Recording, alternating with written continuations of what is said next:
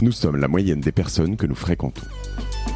Avec Génération Do It Yourself, je vous propose de rencontrer ensemble des entrepreneurs, sportifs ou artistes qui vont littéralement faire exploser notre moyenne.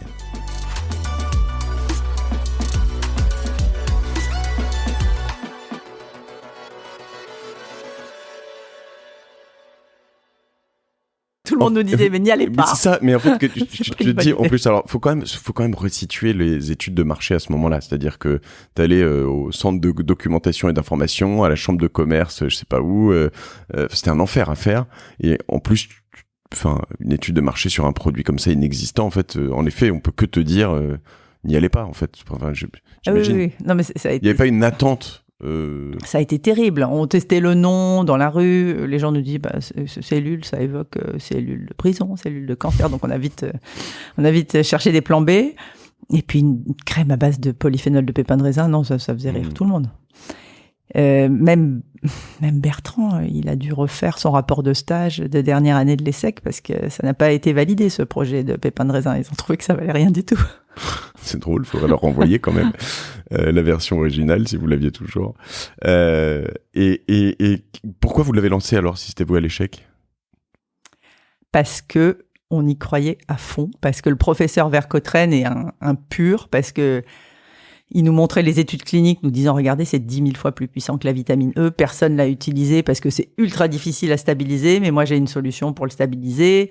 Ça va se libérer quand vous le mettrez sur la peau et vous allez voir, ça va marcher. Donc, il y a eu une vraie vérité produit. On a été convaincus par un scientifique. Donc, ça, c'est le produit de base qui s'appelle comment ? Le premier ? Premier produit s'appelle C20. C20. Ouais. Un nom très scientifique du coup. Hein. R2D2, C20, 6PO. Voilà, non mais attends, c'est pire que ça.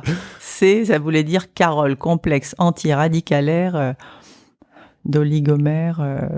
Mais il existe toujours, je crois, non ? Non, il est devenu Vinosource. Il a changé 20 fois dans sa formule. Il a été amélioré. Plus efficace, plus clean, plus... Et donc, la promesse de cet antioxydant, vous vous lancez en vous disant... donc, c'est un anti-ride, un anti-âge, je sais pas comment on appelle ça. Écoute, il y avait 2 antioxydants. Donc, il y en avait un qui était hydratant. Mais antioxydant, ça veut dire que ça t'empêche de vieillir prématurément. Puis l'autre était anti-ride. Ok.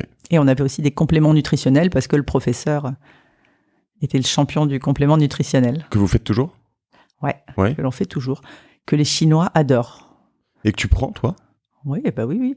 Oui, c'est des bons compléments nutritionnels. Tu as des extraits de raisin, j'aurais dû t'en amener. Tu as de l'huile de pépins de raisin vierge, tu as des omégas, de la bourrage, de l'onagre. Non, c'est un bon complément.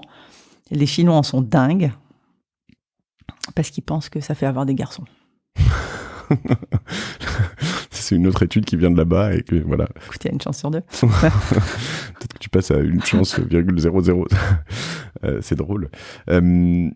Et quelle est la répartition ? Alors, quand vous vous lancez, vous lancez un produit pour femmes, j'imagine, dans les années 90, ou ça a toujours été mixte ? Parce que aujourd'hui, on peut se dire peut-être que ça l'est plus, mais à ce moment-là, les crèmes, un antioxydant, je pense que ça intéressait peut-être moins les hommes au niveau marketing. Non, mais même antioxydant, c'est compliqué, personne ne comprend en 1995 ce que c'est qu'un antioxydant.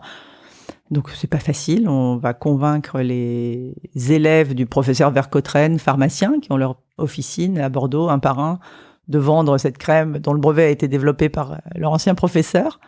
Et donc, ils nous donnent notre chance. Et puis, moi, je pars faire des animations. Enfin, vraiment, ça se fait au forceps et c'est pas facile. Mais non, c'est pas des produits pour hommes. Il faut qu'on lance une gamme homme, on l'a toujours pas fait.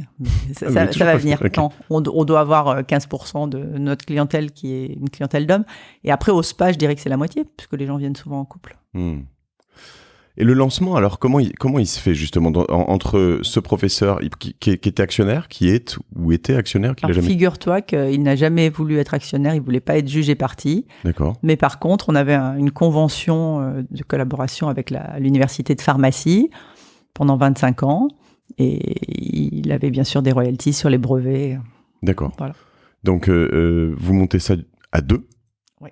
À 50-50, comment ça se passe ? On monte ça à 50-50, mais comme on n'a pas de sous, on fait rentrer mon papa dans la société, parce qu'on va voir les banques, personne ne veut prêter à de jeunes entrepreneurs de 23 ans qui sont même pas sortis de l'école et qui veulent lancer des crèmes à base de pépins de raisin. Ils veulent même pas prendre notre chèque de 50 000 francs à l'époque. D'accord. Pour déposer la SARL Caudalie. Je me souviens, fait le tour des banques. J'ai vécu ça, quoi, donc en 95, tu dis ça, c'était 10 années plus tard, ma première boîte. Et ça me semble totalement ubuesque aujourd'hui. C'est-à-dire que j'arrivais chez HSBC et je débarque. Désolé, je les nomme, mais bon, voilà, ils avaient qu'à pas faire ça. Et j'arrive chez HSBC, je leur dis tiens, je viens déposer mon capital. Ils me disent ah non, on prend pas le dépôt de capital. Je dis mais vous êtes pas banque d'entreprise. Si, mais on prend les entreprises au bout de 5 ans. Je dis je fais comment? Vous allez dans une autre banque. Voilà. Ah ouais, donc très bien. Je viendrai jamais chez vous.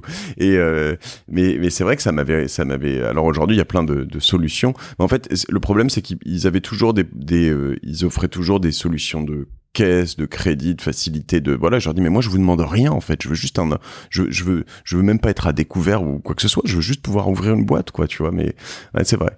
C'était pas le bon moment parce que 95-2000, c'est la folie des dot-com, du digital, et c'est vrai qu'on arrive avec une entreprise brick and mortar, des cosmétiques à base de pépins de raisin.